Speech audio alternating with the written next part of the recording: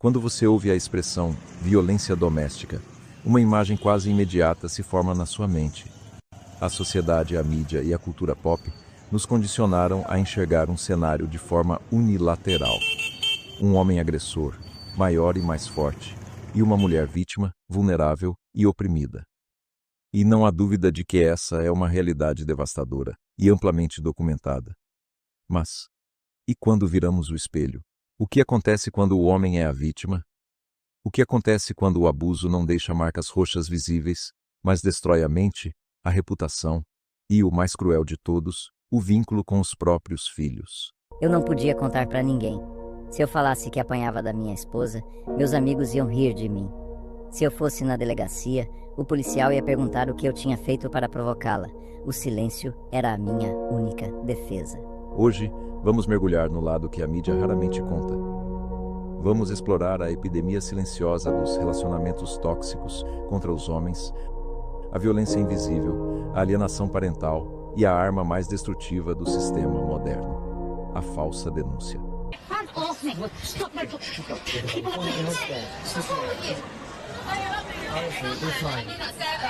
Thanks. Okay. Because someone will call the police if you carry on doing that to someone. Okay. Because if I don't, someone else will. Okay. Okay. Okay, fine. You don't have to put up with that. Okay. Okay. Told you what? Do you ever listen to me? Stop.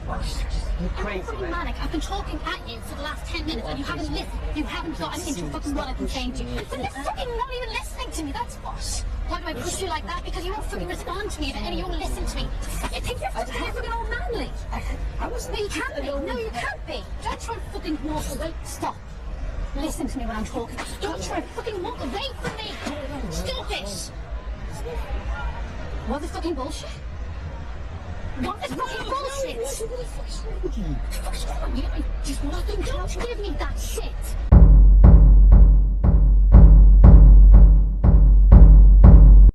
Medir a violência contra o homem é tentar medir o tamanho de um iceberg no escuro.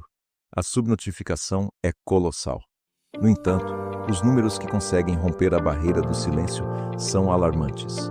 Dados recentes da APAV, Associação Portuguesa de Apoio à Vítima, que refletem uma tendência global em países lusófonos, revelaram um aumento de mais de 48% nos pedidos de ajuda de homens vítimas de violência doméstica entre 2021 e 2024. Mais de 50% dos agressores, nesses casos, eram mulheres. Eu tinha uns 7 anos, meu pai morava no antigo AP e cresci quando ainda eram casados. Minha mãe, em um surto que creio que por influência de drogas ou algo assim, entrou no AP e começou a derrubar os CDs de meu pai. Pegou o violão dele e acertava em tudo. Estantes, taças, mais CDs. E eu chorando desesperadamente. Para, por favor, mãe, para. Mas ela queria que pensassem que meu pai fosse o culpado. Logo, os vizinhos ouviram e um cara, achando que meu pai pudesse estar fazendo algo com ela, atirou na janela. Meu pânico escalou em um nível onde daí já nem sei mais o que aconteceu.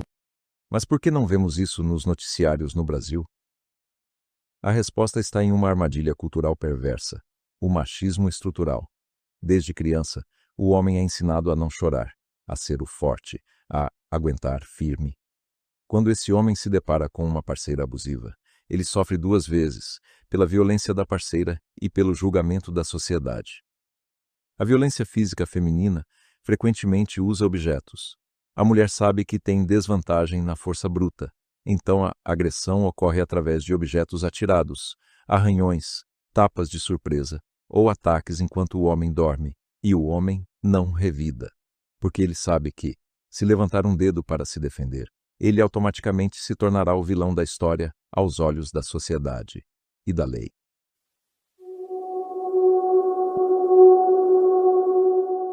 A raiva de uma separação que reflete nos filhos.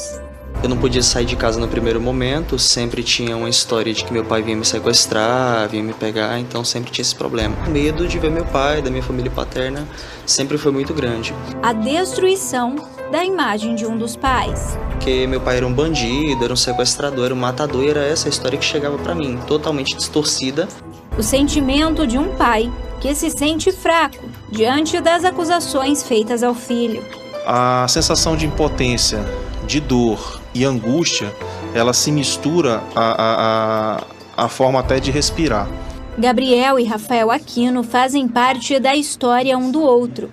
São pai e filho. Viveram juntos por 8 anos. Mas após a separação do casal, se depararam com a realidade da alienação parental. Minha infância ela foi roubada 100%. Como, por exemplo, a situação da aparência com meu pai, que ela chegava a brigar comigo. Chegava a me chamar de um monte de coisa e falar que meu pai... Eu não podia ter a aparência do meu pai porque aquilo ali era uma afronta para ela. E mesmo após as tentativas de reaproximação, Rafael era impedido de ver o filho pela ex-mulher. Cheguei várias vezes na porta da casa, não, ele não está viajando. Houve uma situação que ele do meu lado pode dizer que pularam o muro, dizendo que eu ia invadir a casa para pegar ele. E a gente até riu depois, que ele falou, pai, pularam o muro. Eu falei, mas por quê? Seu pai ia lá para te ver, não era para pegar você à força. Gabriel diz que em 10 anos conseguiu contato com o pai apenas 2 vezes, uma aos 10 e outra aos 16 anos. Mas sempre que a mãe descobria, interferia na reaproximação entre eles. A partir dos meus 10 anos de idade, eu comecei a perceber que não era bem a situação, contudo eu tinha que ficar calado. Então todas as vezes que eu tentava manter contato, ela pegava essas conversas, bloqueava meu telefone, apagava o número dele e por aí vai.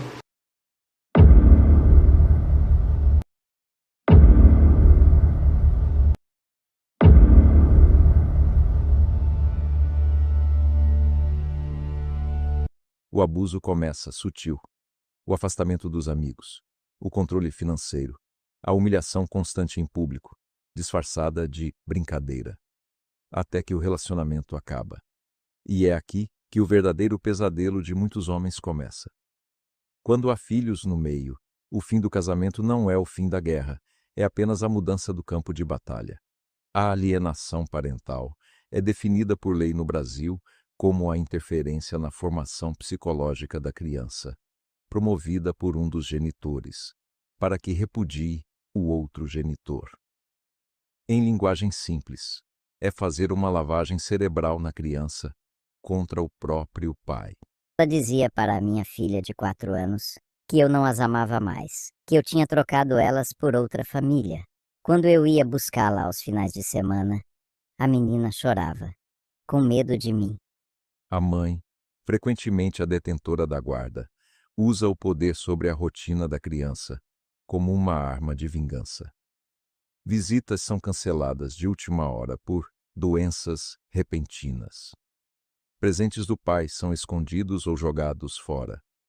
A figura paterna é lentamente desconstruída, apagada da mente da criança, até restar apenas o ódio plantado pela alienadora. Se a alienação parental é a arma de fogo, a falsa denúncia é a bomba atômica. É o que acontece quando mulheres abusivas ou oportunistas recorrem ao botão de pânico definitivo, a denúncia falsa de abuso ou violência. A Lei Maria da Penha é uma das legislações mais importantes e necessárias do mundo para proteger mulheres em perigo real. Mas nas mãos de uma pessoa mal intencionada, ela é subvertida. Bastam algumas palavras na delegacia para que medidas protetivas sejam emitidas quase automaticamente, sem a necessidade de provas imediatas. O homem é expulso de casa e impedido de chegar a menos de 500 metros dos seus filhos. Esse tipo de acusação, quando não leva ao linchamento público ou à morte, também pode deixar manchas permanentes no acusado. Mesmo que seja comprovada a inocência, o que é quase impossível nos moldes atuais, a pessoa pode carregar as consequências para o resto da vida. Enquanto a acusadora sai ilesa, falar sobre homens vítimas de violência doméstica e falsas denúncias não é um ataque às mulheres, é um ataque ao abuso. Enquanto continuarmos rindo do homem que sofre violência em casa, enquanto a justiça tratar pais como cidadãos de segunda classe, na criação dos filhos, estaremos falhando como sociedade. Se você é um homem passando por isso, guarde as mensagens, procure advogados especialistas e rompa o silêncio. A vergonha não deve ser de quem sofre a agressão, mas de quem A verdadeira igualdade só existirá no dia em que a empatia for cega ao gênio. Muito obrigado por assistir. Se este documentário abriu seus olhos, compartilhe para que a verdade chegue a quem precisa ouvir. Inscreva-se no canal e nos vemos na próxima investigação.